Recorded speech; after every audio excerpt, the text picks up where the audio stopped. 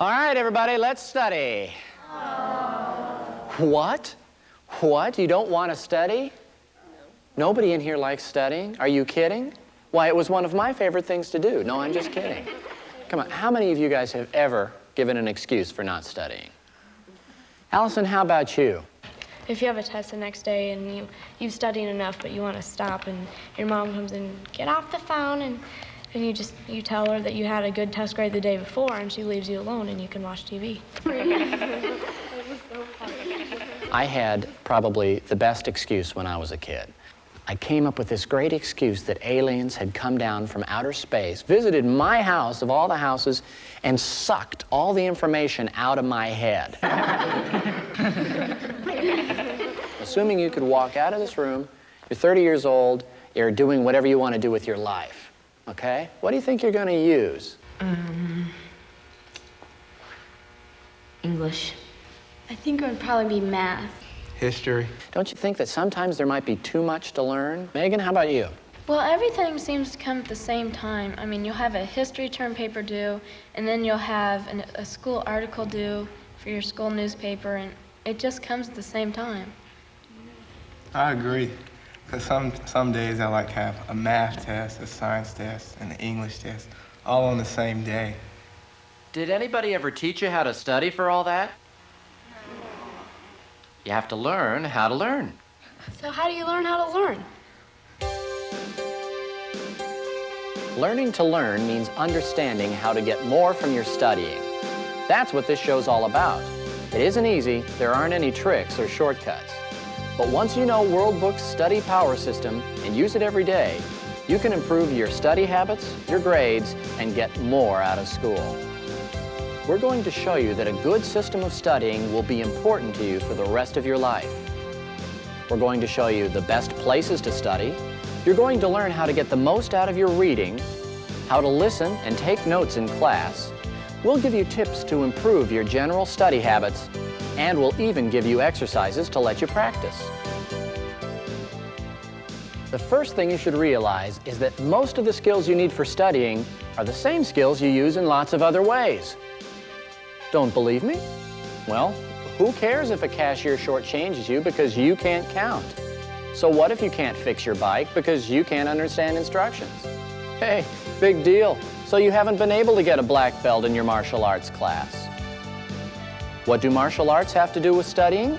Well, let's take a look. The first thing you might do is observe your teacher.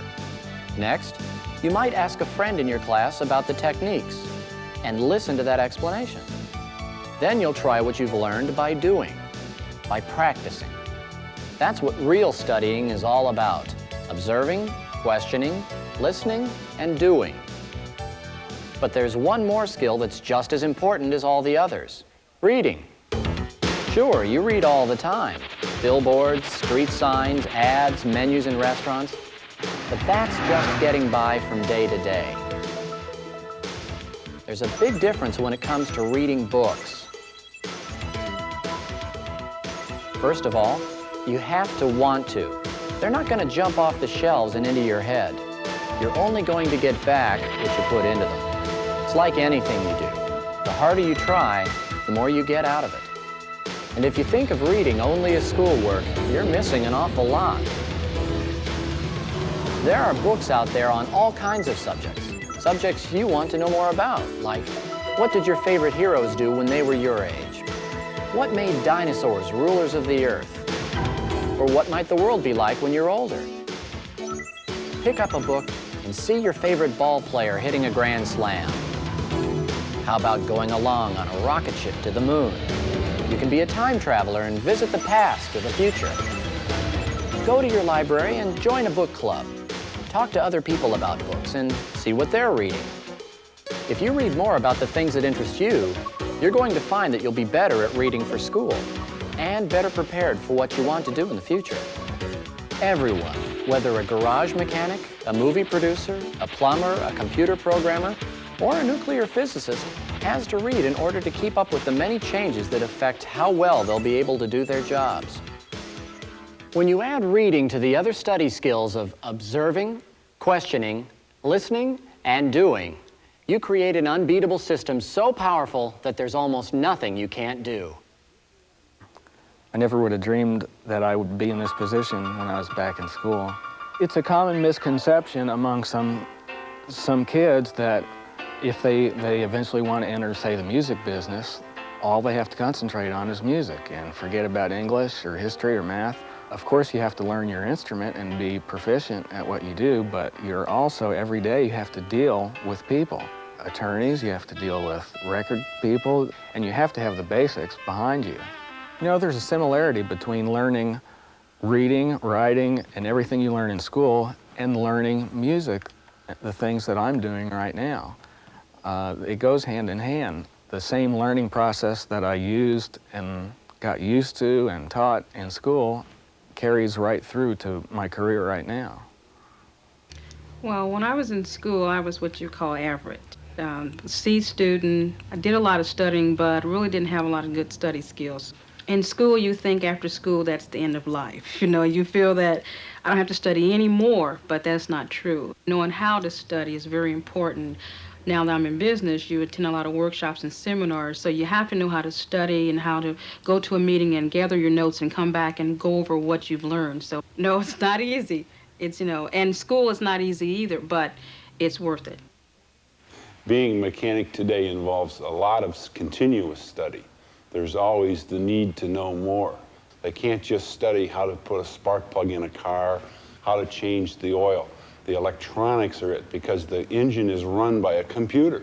We use the computer here, and I have a computer that I do all my business transactions on. I do all my customer follow-up system, my physical inventory, and my day-to-day bookkeeping. You can't just be a monkey wrench and put your head under the hood of a car today. You have to be able to talk to people, to write things down for people to read so they can understand it. They need their education. You can see that studying doesn't stop when school stops. No matter what you do in life, you're going to find that studying is a part of it. But it's also a big part of your life right now. And we want to help you right now. Help you be the best student you can be. But let's begin at the beginning and find the best place to study. Here's a likely spot to start, Louie's room. Now, I happen to know that he got a lot of homework today, and I noticed the door's closed. Good, he must be in there, hard at work.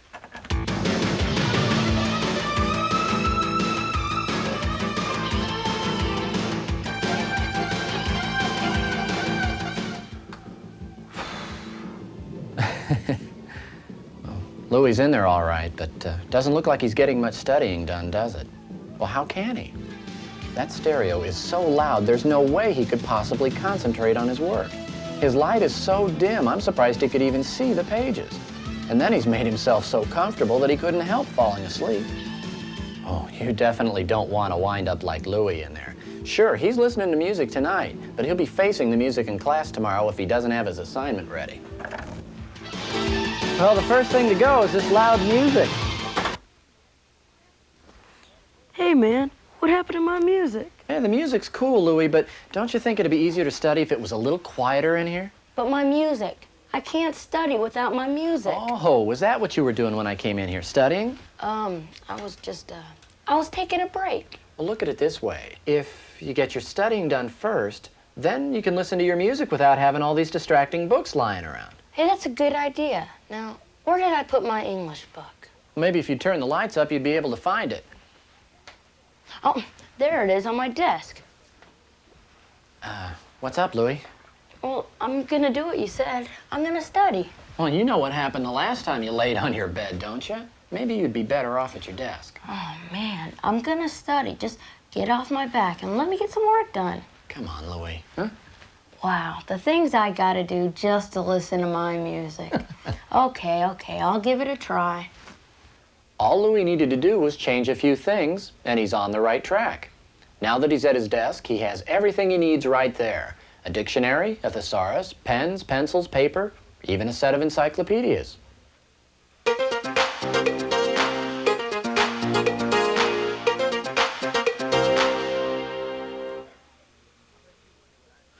Hey, I'll bet you wonder what I'm doing here relaxing while you're slaving over your studying. Well, I play it smart.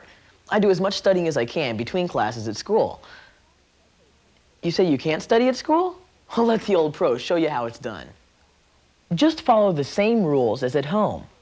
Find a comfortable spot with good lighting and as few distractions as possible. Try the library. It's quiet, and any reference books you might need are right there. If you still have problems, try talking about it with your teacher. I did, and now I'm enjoying the good life. You'll remember we talked about the importance of reading, both for pleasure and for learning. Because textbooks are your main source for learning right now, we're going to show you how you can get the most out of your study reading. It's called the SQ3R system, and it will really help you to read and study better. SQ3R stands for the steps you use when reading assignments: survey, question, read, recite, and review. The best way to see how it works is to take a look at an actual textbook. We'll be using an American history text. You'll get the most out of this exercise if you get one of your own textbooks and follow along. It doesn't have to be a history text. Almost any textbook will work. Stop the tape for a moment while you get your text. When you're ready, push the play button and we'll continue.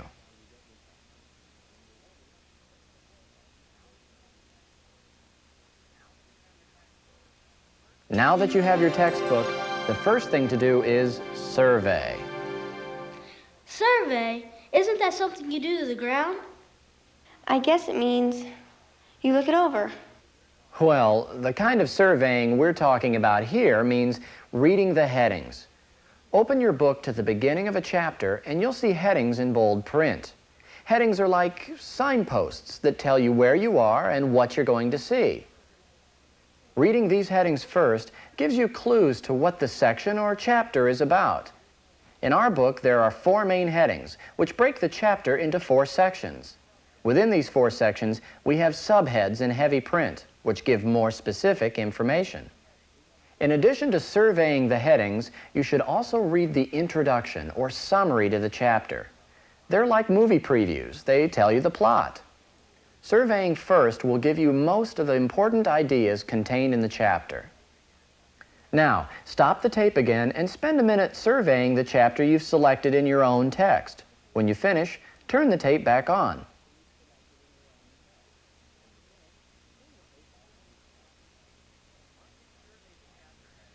Once you've surveyed the chapter headings, the next step is to try to turn them into questions. What do you mean, questions? Is this a test? This sounds difficult if you've never done it before, but making up these questions can help you learn because they make you think about what you're studying. I've asked Susan to help come up with some likely questions for our chapter. Let's look at the first main heading, Susan. Washington's first term. I can think of one question right away. When did he become president? I can think of 2 more. Why was George Washington chosen as our first president, and what did he do in his first term? You're getting the hang of it. Let's look at some subheads. Oh, say, here's one that won't be easy. Neither king nor weakling. What do you think? If he didn't want to be a king or a weakling, then what did he want to be, and how did he do it? Let's do one more. Political parties begin. Susan, how about that one? How about why did we need different political parties, and what were they called? Hey, you're getting good at this. Well, it's kind of fun. It's like making up my own game show. I think you get the idea. Once you make up your own questions, look at the questions included in the chapter. These might be at the beginning or at the end. If you use these questions along with your own, they'll help you really learn and understand your assignment. Stop the tape and try making up some questions from the headings in your textbook. Turn the tape back on when you're finished.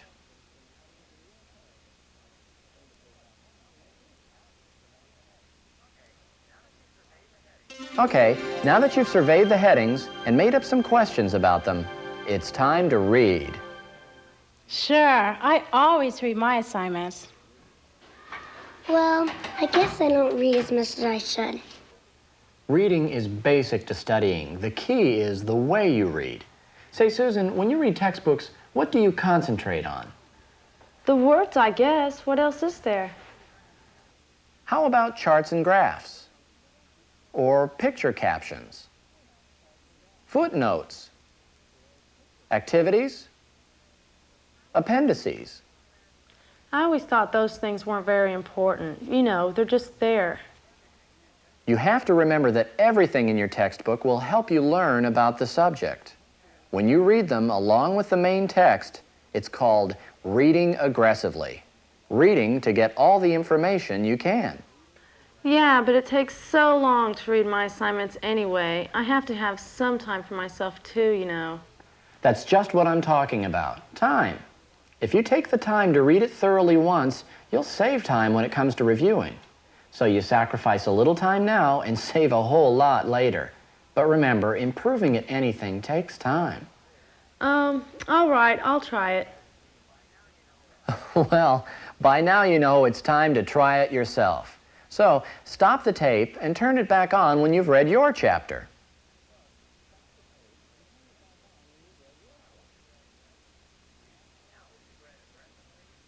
Now that you've read aggressively and thoroughly, you need to recite. We used to recite poems like Hickory Dickory Dock, the mouse ran up the clock. How's that? I'd feel funny. Reciting means answering your questions out loud, without looking at the book. You might feel funny at first, but reciting the main ideas will help you see how well you've read the section, and will also help you remember it better. Answer the questions you made up and give an example for each. If you can do this without looking at the book, then you can continue with the SQ3R process in the next chapter. But if you can't, you need to go back over the chapter until you succeed. Okay, Susan, why don't you give it a try? Okay, here it goes. Washington became president on April 30th, 1789. He was chosen to be president because most people thought he was the only person who could run the country. In his first term, he had to face many challenges. Susan's next step would be to answer the questions at the end of the chapter. If she answered all of those correctly, she could go on to the next chapter and start the process again by surveying the headings, forming questions, reading aggressively, and then reciting the major ideas. Stop the tape here and try reciting what you've learned from the book you were using. Start the tape again when you're finished.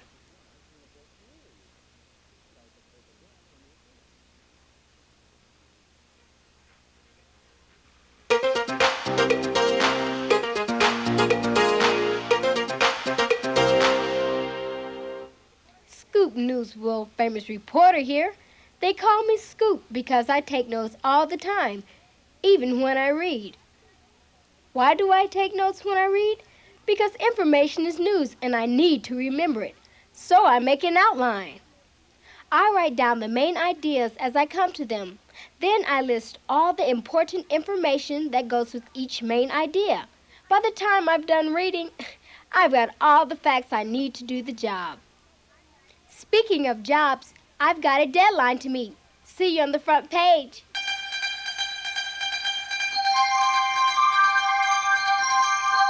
The final step in SQ3R is to review. Well, it's like preview is before and review is after. In SQ3R, reviewing means looking back over the material while it's fresh in your mind. When you review, you're doing two things. You're making sure you understand all the information and you're going to remember it better. In order to make SQ3R work best, your review should include each of the first 4 steps of surveying, questioning, reading, and reciting. If you've already discussed the subject matter in class, you should also review your notes at the same time so that you understand all the information and how it fits together. Now, stop the tape again and review what you've done up to this point. Then turn it back on when you're ready.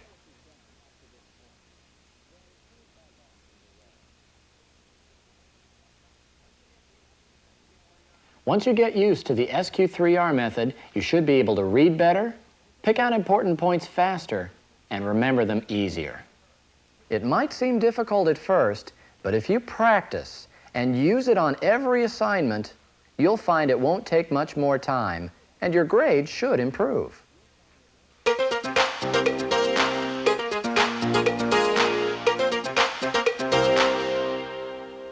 Hi, Sherlock here. I'm always coming across words I don't know when I'm reading. So what do? Elementary, my dear Watson. I look them up.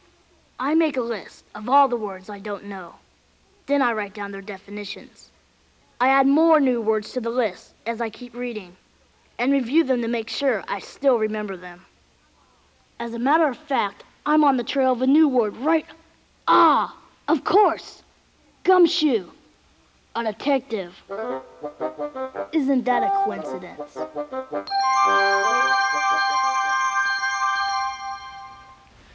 Your teachers are one of the most important sources of information you have. Most teachers give you information that you won't find in your textbooks, and if you don't write it down, you'll probably forget it. So you need to listen and take notes at the same time. Huh? Could you repeat that? Listening and note-taking are also skills that you learn through practice. Let's take a look at a typical classroom situation and see what you need to do. If you don't have assigned seating, sitting in the front or the center of the classroom is one way you can greatly improve your concentration. If you sit too far away, you can be very easily distracted, perhaps by looking out the window. Formed their own nation called the Confederate States of America. Flight 513 from London calling Control Tower. We're approaching at 5,000 feet and request landing instructions. Control Tower to Captain Roberts. Judy Roberts. What was I just talking about? See what can happen when you don't pay attention? Yeah, I'm so embarrassed. You know, paying attention in class isn't always enough. What do you mean? I thought it was important. Well, it is, but let me ask you something. What do you do if the teacher says something you don't agree with? Well, I get upset and start thinking about what the teacher said. Oh, I see what you mean. If I stop listening, then I'm missing what the teacher is saying. That's right. Having an emotional reaction gets in the way of learning in class. But what can I do about it? I mean, I'm only human. I can't help getting upset. Well, do yourself a favor. Save the emotional reaction for later on when you have time to think about it. If you give your teacher the benefit of the doubt, you'll be the one who really benefits. Try listening aggressively, concentrate as hard as you can on your teacher, and get the information down on your notes. That way you don't miss something that might show up on the test. Well, I don't know. I don't see how concentrating is going to keep me from getting upset. Maybe I'll try it and see how it goes. That's the idea. Trying it is the first step. I don't think you'll be disappointed.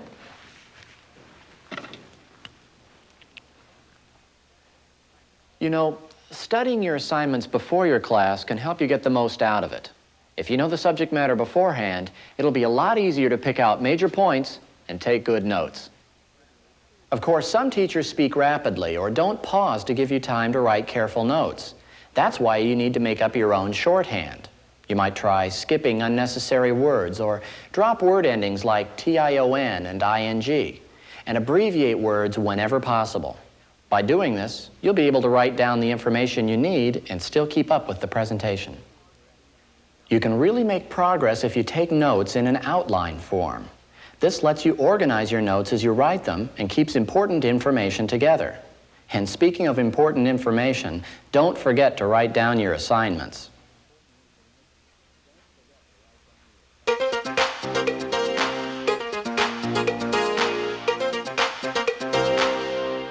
I'm looking at my class notes, and they're a mess. They're jotted down on itty-bitty pieces of paper, and I just can't make sense out of them. What do I do now? Organize.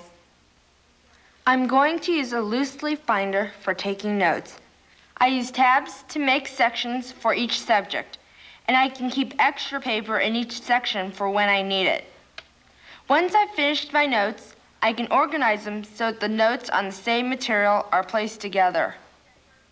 When it's time to study or review, I'll have all my information bound up in one easy-to-use place. Pretty good idea, huh?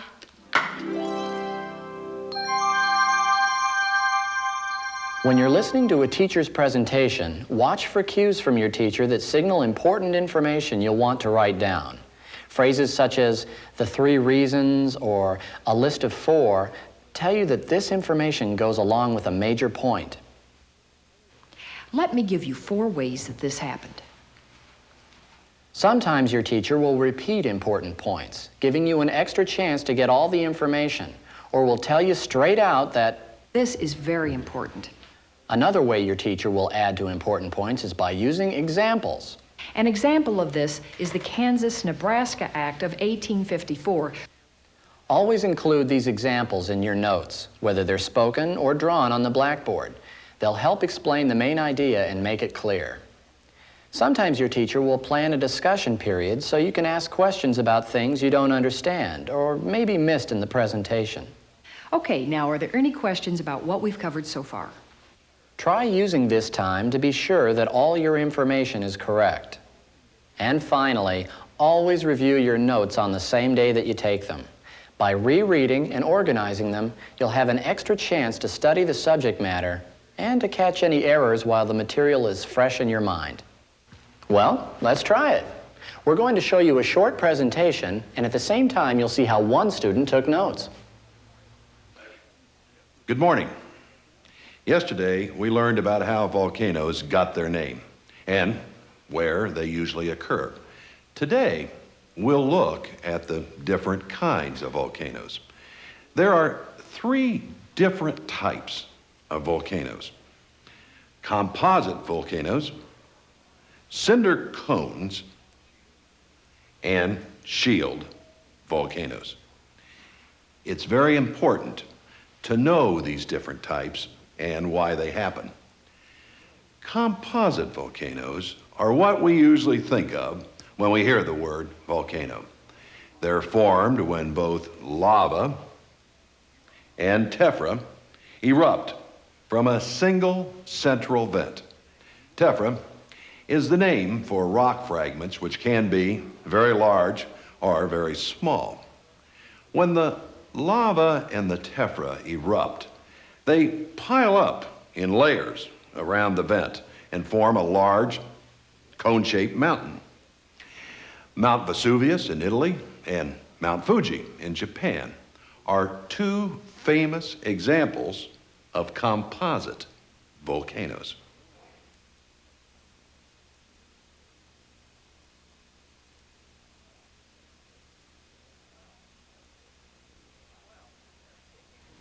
Well, I think you can see that by listening carefully, dealing with just the major points, and using a little shorthand, anyone can take good notes.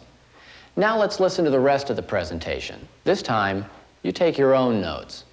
Turn the tape off once again until you have paper and pen or pencil.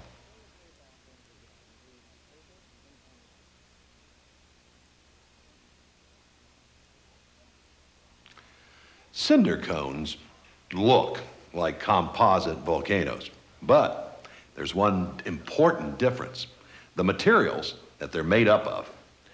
Unlike the composite volcano, cinder cones erupt very little lava. Instead, they erupt mostly small cinder-sized bits of tephra. But even though the materials are different, they're formed in the same way. The tephra erupts out of a central vent and piles up around it to form a cone-shaped mountain. Paricutin in Mexico is a famous example of a cinder cone. Shield volcanoes are very different in shape from composite volcanoes or cinder cones. Instead of having a single central vent, shield volcanoes have several different vents which erupt mostly lava. This lava spreads out in a wide area and builds up layers which create a low, broad mountain. Mauna Loa in Hawaii is a famous example of a shield volcano. Tomorrow, we'll look at what happens when a volcano erupts. We'll begin with a film. So instead of meeting here, go directly to the Resource Center. Now that you've taken your own notes, compare them with the notes on the screen to see how you did.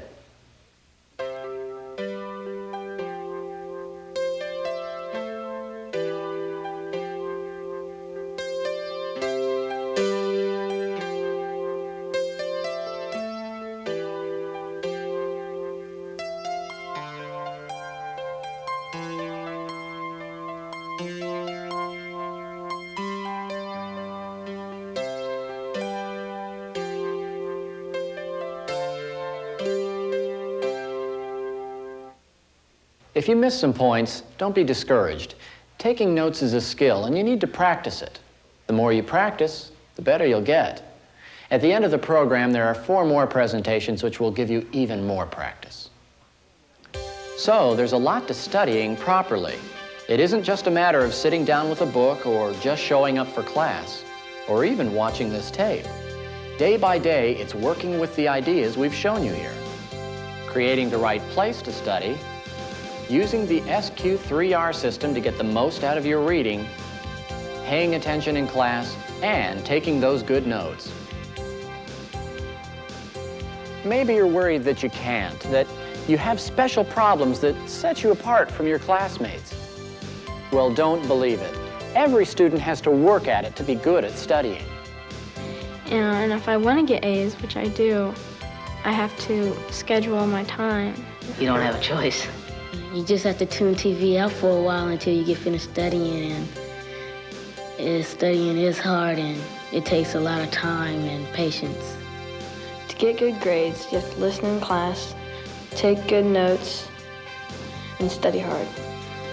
Getting good grades isn't the only reason to study, because if you want to have a profession when you grow up, then you have to know things.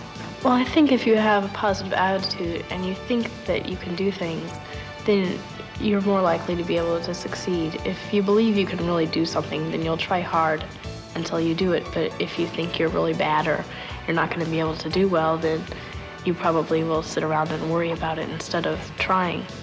It makes me feel prouder, and it makes me feel like I've done something and I've accomplished it. I've done my best, and that's all I can do. See what I mean? Nobody said that studying's easy, only that it's important. And the way you begin is to use the things we've shown you in this tape. We hope you'll use this tape often. Just watching it once isn't going to do the job. Practice every day, and you'll see your classwork improve.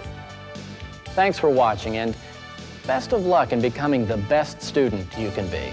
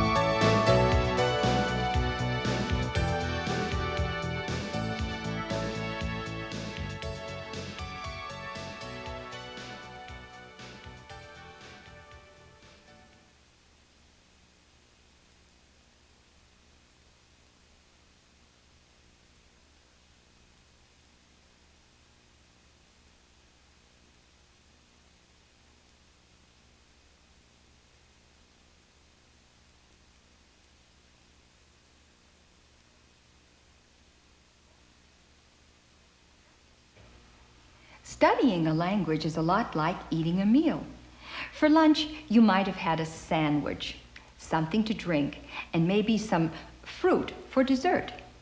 Even though each part of your lunch was different, all the parts combined to make a tasty meal. Our language has different parts too.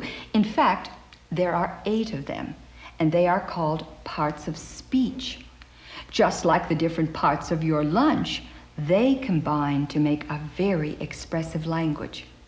The 8 parts of speech are nouns, pronouns, adjectives, verbs, conjunctions, adverbs, prepositions, and interjections.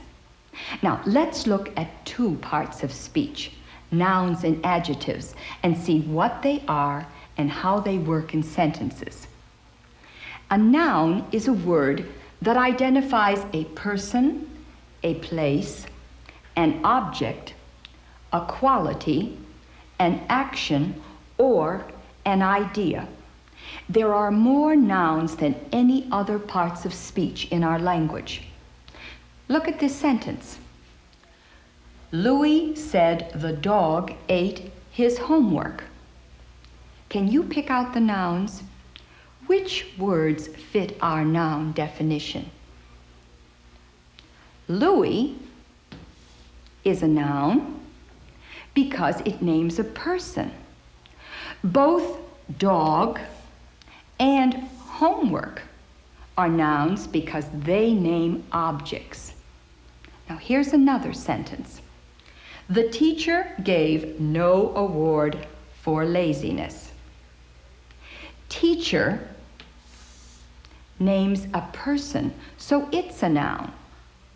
Award names an object, so it too is a noun. How about laziness? Well, it's a noun too, because it names a quality.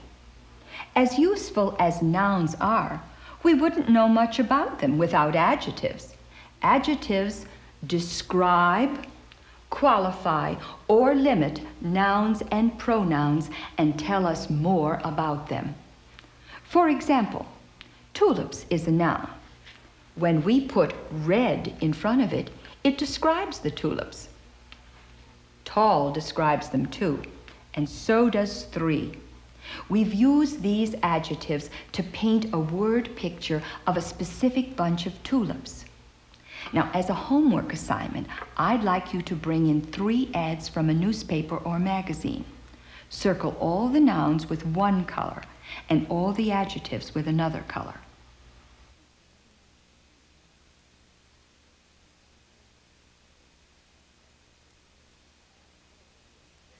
The focus of today's class is natural resources. Natural resources are the Earth's products and features which support life and satisfy our needs. Natural resources are all around us. Some examples are land, water, trees, animals, minerals, air, and sunshine. We use these resources for producing 3 types of things: food, fuel, and finished goods. Some examples of finished goods are the chair you're sitting in, the books you read, and the clothes you wear. As useful as they are, we run into problems when we don't use resources wisely. For example, poor farming methods have ruined fertile farmlands. Chemicals sprayed on crops can be washed off by rain and end up as pollution in our water supply, where they can kill the fish. Hunters have killed off entire species of birds and animals. A good example of this is the passenger pigeon, which used to fly in huge flocks. Today, there aren't any more. Fumes from cars and trucks, smoke from factories put poisons into the air, and this air pollution is a danger to our health. So we need to be especially careful in the way we use these resources. We always have to be aware of how their use will affect both us and the world around us. Now, for your homework assignment, I'd like you to try something that will really make you think about this. Try thinking if there are any ways in which we in this school misuse natural resources. Once you've identified any problems, try coming up with the solutions to them. Also, read chapter 7 in your textbook.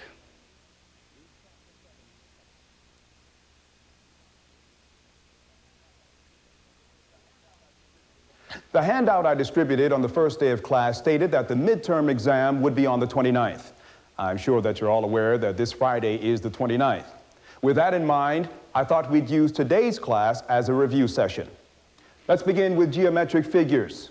We've been studying quadrilaterals and triangles. As you remember, quadrilaterals are closed figures with 4 straight sides. The different shapes are called trapezoids, parallelograms, rectangles, and squares. Trapezoids have one pair of sides which are parallel. This one looks like a triangle with its top cut off.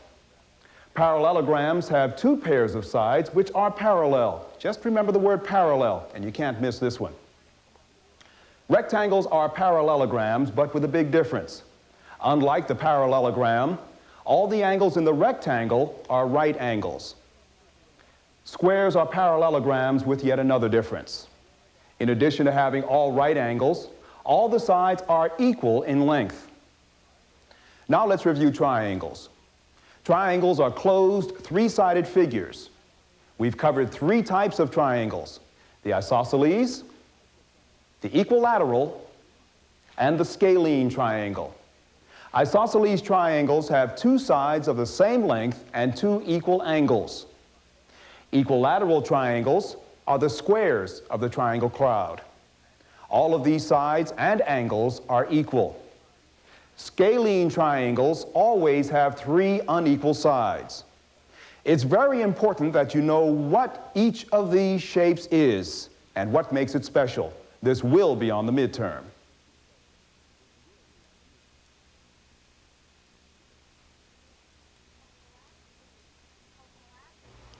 Over the last few weeks, we've been studying different aspects of the Civil War. We've looked at its causes, at each side's mobilization efforts, at the activities on the home fronts, and at the roles the great generals played on both sides. Speaking of generals, your general reports are due on Wednesday. Today's topic is to examine the results of the war. In terms of human casualties, the Civil War cost more than any other war America has been involved in. Almost 1 million men were killed or wounded, and about 500,000 died from disease. The financial cost of the war is difficult to estimate. The direct costs for 4 years of fighting totaled more than $3 billion for the North and more than $2 billion for the South. Other costs, such as pensions, burdened the nation for many years after the war was over. Overall, the total cost for both sides was probably about $15 billion. That might not sound like so much in today's terms, but let me tell you, it was a staggering sum of money in those days. Because the fighting took place in the South, that's where most of the damage occurred. Many southern towns and cities were destroyed. The system of railroads was shattered, and southern industry almost stopped completely. But perhaps the most important result of the war was the heritage of bitterness and grief it left on both sides. This leads up to that period called the Reconstruction. Let's take a break here, and I'll tell you about the test that's scheduled for next week. It will cover everything we've studied about the Civil War. 25% will be fill in the blank, and the rest will be essay. Important points to remember are the most famous battles, the causes leading up to the war, and why it's been called the first modern war.